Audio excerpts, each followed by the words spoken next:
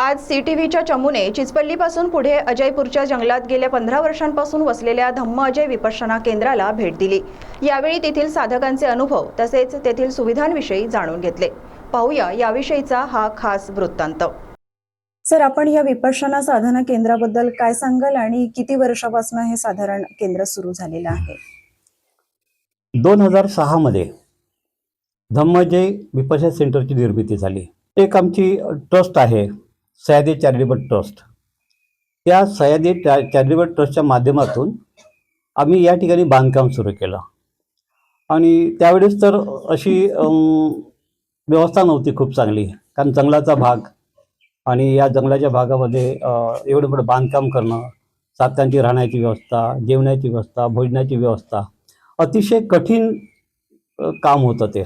तशा परिस्थितीमध्ये आम्ही जे जुने साधक त्या काळामध्ये होतो आणि जे डिवोटेड होते त्या लोकांनी सर्वांनी जुन्या साधकांनी या ठिकाणी मदत केली।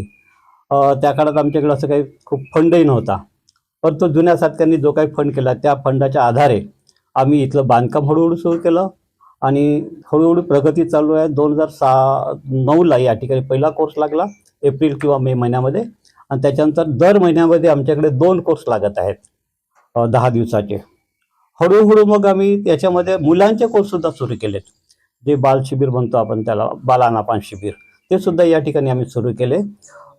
पुन्हा सत्यपठाण कोर्स जो एक आहे, त्याच्यानंतर हळूहळू आम्ही मग स्पेशल 10 डे कोर्स, कृतज्ञता कोर्स आणि अशा प्रकारे मुलांचे कोर्स हे सर्व आम्ही या ठिकाणी सुरू केलेत।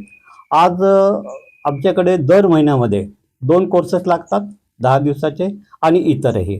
मुलांच्या कोर्समध्ये साधारण किती वर्षापासून मुलाला आपण प्रवेश देतो? जे मुलं असतात 8 ते 14 वर्षाचे त्यांच्यासाठी बाल अनापान शिबिर, त्याच्यानंतर 15 ते 19 वर्षाचे जे विद्यार्थी आहेत त्यांच्यासाठी युवा शिबिर किंवा त्यांना आपण टीनेजर कोर्स म्हणतो आपण। मुलांचा काय प्रतिसाद लागतोय आपल्याला शिबिरासाठी?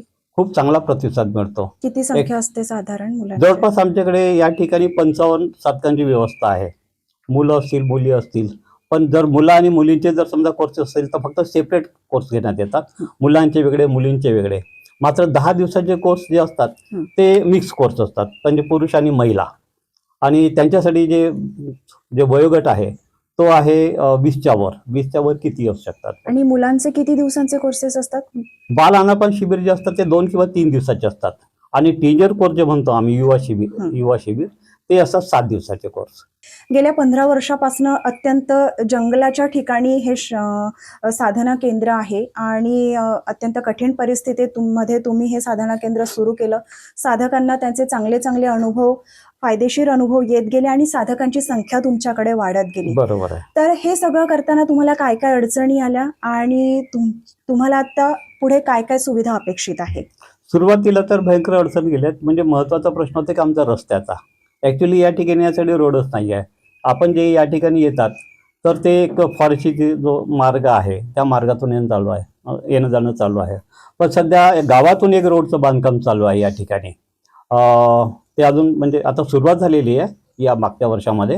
ते जर पूर्णत्व झालं तर आमचं म्हणजे जे काम आहे ते अजयपूरपासून 1.5 किलोमीटर अंतर राहील आणि त्याच्यामुळे खूप मोठी सुविधा साधकांना होऊ शकते येण्या जाण्यासाठी। आणि मध्ये एक नाला आहे, त्या नाल्यावर पुलाची खूप गरज आहे। आम्ही या बांधकामासाठी माननीय मुनगंटीवार साहेब यांना सुद्धा आम्ही त्या काळामध्ये मंत्री असताना अर्ज दिला होता। ते काम अजूनपर्यंत तरी पूर्णत्वास गेलेलं नाही, परंतु पुन्हा आणखी आम्ही 2-4 दिवसांनी त्यांची पुन्हा एकदा भेट घेणार आहोत आणि त्यांना इथल्या परिस्थितीची जाणीव करून देणार आहोत। इथं जे साधक आहेत 55 साधकांची व्यवस्था आहे आणि आमचा जो भविष्यातला जो मानस आहे कमीत कमी 200 साधक या ठिकाणी आले पाहिजेत आणि 200 साधकांची या ठिकाणी व्यवस्था झालेली पाहिजे। हा आमचा म्हणजे ट्रस्टचा हा प्रयत्न आहे आणि त्या ट्रस्टच्या माध्यमातून हे सर्व काम होत असतात। बरं, प्रशासनाकडनं जर मदत हवी असेल तर तुमचं काय म्हणणं आहे? प्रशासनाकडून मदत आम्हाला जर समजा हवी असेल तर आम्ही हा जो खर्च आहे म्हणजे सेंटरच्या आतमध्ये येणारा खर्च, जसं मेंटेनन्स आहे, कन्स्ट्रक्शन आहे किंवा शिबिराचा जो खर्च आहे तो तर साधकांनी दिलेल्या दानावरच चालतो। ज्या साधकांनी कमीत कमी 10 दिवसाचा एक कोर्स केलेला आहे त्याच साधकाचं दान स्वीकारलं जातं, अन्यथा नाही। परंतु जर समजा प्रशासनाला असं वाटत असेल तर या ठिकाणी बाहेरून जो आम्हाला कंपाऊंडचा जो खर्च आहे या जवळ 10 एकर जागा आहे आणि या 10 एकर जागेला कंपाऊंड करणं खूप गरजेचं आहे. कारण सध्याच्या परिस्थितीमध्ये जे वन्य प्राणी आहेत त्यांचा सुद्धा खूप प्रभाव होत आहे या ठिकाणी. आणि वाघ किंवा आणखी जे जंगली डुकरं वगैरे हे आमच्या भागामध्ये येतात. तर एखाद्या वेळेस असंही होऊ शकतं, सांगता येत नाही. एखाद्या आमच्या साधकावर कुठला हल्ला किंवा कुठलं काहीतरी जीवघेणा हल्लाही होऊ शकतो या प्राण्याकडून. शक्यता तर नाकारता येत शक्यता आहे, काही सांगता येत नाही.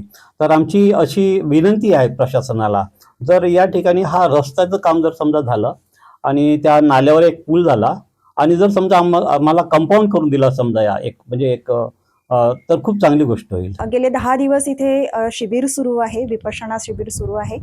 10व्या दिवसानंतर साधकांचे काय अनुभव आहेत ते आपण जाणून घेत आहोत.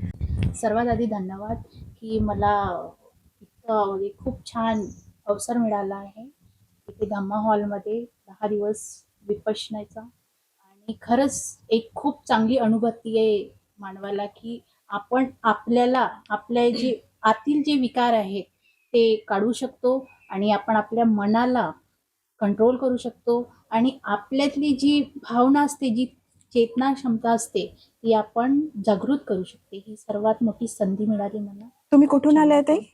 मी नागपूरवरून आलेली आहे. अच्छा, तुम्ही काय करता? मी ॲडव्होकेट आहे. प्रॅक्टिस असते तुमची? हो, माझं DRT ला प्रॅक्टिस आहे. डिस्ट्रिक्ट कोर्टला पण प्रॅक्टिस आहे माझं. ताई, तुम्हाला कसं वाटतंय? इथला अनुभव खूप छान होता.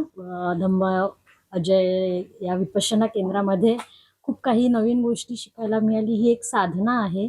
या साधनेमध्ये आपल्या मनातले जे राग, क्रोध, द्वेष, क्लेश हे सगळे विकार यामध्ये बाहेर पडतात आणि आपलं कॉन्सन्ट्रेशन यामध्ये लागतं. तुम्ही कुठून आले आहात? मी मूलवरून आलेली आहे. तुम्ही काय करता ताई? मी पेशाने टीचर आहे. मी इथं सेवा द्यायला आली आहे. म्हणजे मी पण 3 विपश्यना केली. त्याच्यानंतर मनात हे येते की आपल्याला जो धम्म भेटला ते सगळ्या लोकांना भेटायला पाहिजे. कारण की मानव जातीमध्ये सगळे लोक दुःखानं खूप भरलेले आहेत आणि विपश्यना केला की आपल्यामधून सारे विकार बाहेर पडतात आणि माणूस सुखी होतो. एका वेळेस नाही होत, 2-3 वेळेस केला तर ते क्लिअर होऊन जाते. म्हणून सगळ्यांनी विपश्यना केली पाहिजे जगभरात आणि सगळ्यांचे दुःख मिटो हीच कामना. थँक्यू. ताई, तुम्ही कुठून आल्या आहात? मी सिंधुताईमधून आलेली आहे. अच्छा, आणि आणि तुम्ही काय मला- करता? माझं बँकिंग चालू आहे, बँकिंग प्रिपरेशन. आणि माझं 3रं शिबिर आहे आणि मला खूप छान वाटत आहे, खूप शांत फील होत आहे आणि सगळ्यांनी शिबिर अटेंड करायला पाहिजे. घरच्यांची कशी साथ मिळाली ह्या शिबिरासाठी? माझी मोठेही आणि म्हणजे सगळेच करतात आमच्याकडे. ताई, तुम्ही?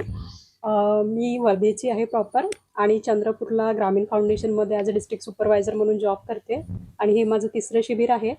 पण जसं मला असं वाटतं वैयक्तिकरित्या की आपल्या शरीराला जसं आहाराची गरज असते, म्हणजे एक शरीर आपलं सुदृढ होण्यासाठी, तसं आपण मनाकडे कधी लक्ष देत नाही की आपल्या मनामध्ये कुठला विचार येत आहे. कारण की मनच हा सर्व गोष्टीचा केंद्रबिंदू आहे. म्हणजे तुम्ही कुठलीही कृती करा, पण ती कृती तेव्हाच घडते जेव्हा त्याचा विचार मनात येतो आणि नंतर कृती घडते, पण आपण त्याकडे कधी बघतच नाही.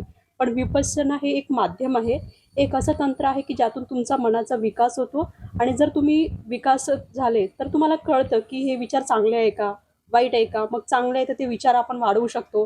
जे चुकीचे आणि वाईट विचार आहे त्याचं आपण दमन करून हळू नष्ट केलं पाहिजे. तरच कुठं म्हणजे ॲज अ ह्युमॅनिटी म्हणून आपण एक माणूस म्हणून दुसऱ्या माणसाला आपण म्हणजे द्वेष केलाच नाही तर विचार करा ना, म्हणजे जो द्वेष नाही केला तर एखादा क्राईमच नाही घडेल, कोणाचं मनच दुखावलं जाणार नहीं आणि हे जग खूप सुंदर होऊन जाईल.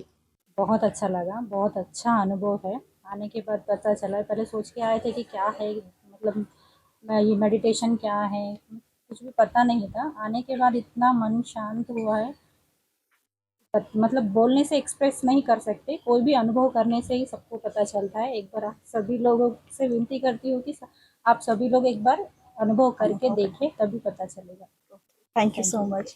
आपण ताई, कुठून आहात? बल्लारशातून पहिल्या वेळच आहे माझ्या. खूप शांती वाटत आहे, शरीर एकदम मन हलकं वाटून राहिला आणि सर्वांना ही विपश्यना करावी असं म्हणणं आहे माझं. तुम्ही काय करता? मी हाऊसवाईफ आहे. या साधनेची सुरुवात वर्धा जिल्ह्यातील आंबोळा या विपश्यना केंद्रातून झाली. तेव्हापासून जवळपास 2003-04 पासून मी सुरुवात केली आणि या साधनेमध्ये मी सतत प्रयत्न करत आहे. साधना करायच्या अगोदर मी शिक्षक असतानाही मला खूप वाईट सवय होती. खर्रा खायची. शाळेत गेल्यानंतर मुलांच्या समोरही मुलांच्या हातून बोलावूनही खरा खाते. जेव्हा मी या साधनेमध्ये पडलो तेव्हापासून मात्र खाणं तर दूर, पण कोणी जर जवळ बाजूला खात असेल तरी त्याची वास सहन होत नाही, एवढा फरक पडला. दुसरी गोष्ट अशी की माझ्यामध्ये चिडखोरपणा होता. मी खूप रागवत होतो, इव्हन विद्यार्थ्यांवरही आणि घरच्या कुटुंबावरही वेळ प्रसंगानं हातसुद्धा उचलत होतो. पण जेव्हा मी या साधनेमध्ये आलो तेव्हापासून मात्र हळूहळू माझ्यातला जो घुसेलपणा होता तो कमी होत गेला आणि अशा प्रकारे माझं जीवन सुरळीत आता चालायला लागलं. माझ्या जीवनामध्ये या साधनेचा मानसिक आणि शारीरिक दोन्ही पद्धतीनं फार मोठा बदल होण्यात सहभाग आहे. या साधनेनं मला जीवन कसं जगायचं हे शिकवलं. विशेष करून माणसाच्या समोर येणारी जी काही समस्या असते, कठीणाई असतात किंवा एखादा वाईट प्रसंग असतो, त्याच्यातून कसं समोर गेलं पाहिजे, त्या प्रसंगाला कसं धैर्यानं तोंड दिलं पाहिजे आणि हे देत असताना कशी समता राखली पाहिजे, हे या साधनेतून मला शिकायला मिळालं. अजय विपश्यना केंद्र चिचपल्लीच्या अजयपूरच्या जंगलात वसलेलं हे धम्म अजय विपश्यना केंद्र हे जिल्ह्यातलं एकमेव मोठं विपश्यना केंद्र आहे. इथे देशभरातून, जिल्ह्यातूनच नाही तर देशभरातून साधक विपश्यनेसाठी येत असतात आणि या विपश्यना केंद्राला अनेक सुविधांची गरज आहे. इथे कंपाऊंडची व्यवस्था होणं खूप आवश्यक आहे. वन्य प्राण्यांचा वावर सध्या सगळीकडेच वाढलेला आहे. वन्य प्राण्यांचा साधकांवर हल्ला होण्याची भीती सतत निर्माण होत असते. त्यामुळे प्रशासनाने इथे कंपाऊंडची व्यवस्था करावी. दुसरं असं म्हणजे की इथे येताना आत्तापर्यंत फॉरेस्टच्या रस्त्याने आपण जो रस्ता बघितला तो अत्यंत खडकाळ जमिनीचा रस्ता, रेतीचा रस्ता आहे जो फॉरेस्टने दिलेला आहे. फॉरेस्टच्या कृपेमुळे लोक त्या रस्त्याने ये जा करत आहेत. परंतु मुख्य रस्ता अद्याप तयार झालेला नाही. पुलाचं बांधकाम अद्याप इथे तयार झालेलं नाहीये. ते पुलाचं बांधकाम प्रशासनाने लवकरात लवकर करणं आवश्यक आहे, जेणेकरून इथे येणाऱ्या प्रत्येक साधकाला रस्त्याची सुविधा होईल आणि कुठल्याही अडचणी विना साधक इथपर्यंत पोहोचू शकेल. आपल्या सोबत आहेत आचार्य मधुकर क्षीरसागर सर. आपण जेव्हा वर्ग घेण्यासाठी येता तेव्हा साधकांचे काय अनुभव असतात? मी या ठिकाणी नागपूरहून आमचे सहाय्यक रिजनल आचार्य आहेत, ते आम्हाला प्रत्येक सेंटरला पाठवत असतात. आम्ही पण येणाऱ्या साधकांच्या अडीअडचणी आहेत, त्या अडीअडचणीला आम्ही पण समजावून सांगतो. संवेदनामुळे मनुष्य साधक खूप साऱ्या दुःखातून बाहेर निघत असतो. एखादी जुनं पुराणं एखादी दुःख जर आठवलं त्याला, तर त्या पद्धतीच्या संवेदना त्याच्या शरीरावर निर्माण होत असतात. त्या संवेदनाला साक्षी भावाने जाणण्याचा प्रयत्न करायचा आहे, असं गुरुजी शिकवतात ना. आम्ही त्यांच्याकडनं करून घेतो आहे. दोन पद्धतीचे विचार येतात. एक घडलेल्या घटना भूतकाळातल्या असतात आणि नवीन जीवनाचा प्लॅनिंग भविष्य काळात असतात. पण ह्या दोन्ही गोष्टी काही आपल्या कामाच्या नाही आहे. वर्तमानमध्ये जीवन जगायचं आहे. या क्षणी जे काही घडतं आहे तेच जाणायचं आहे. हे याला विपश्यना म्हणतात आणि हेच काम आम्ही 10 दिवस साधकांकडनं पूज्य गुरुजी शिकवतात. आम्ही पण साधकांना तसं करण्यामध्ये मदत करत असतो.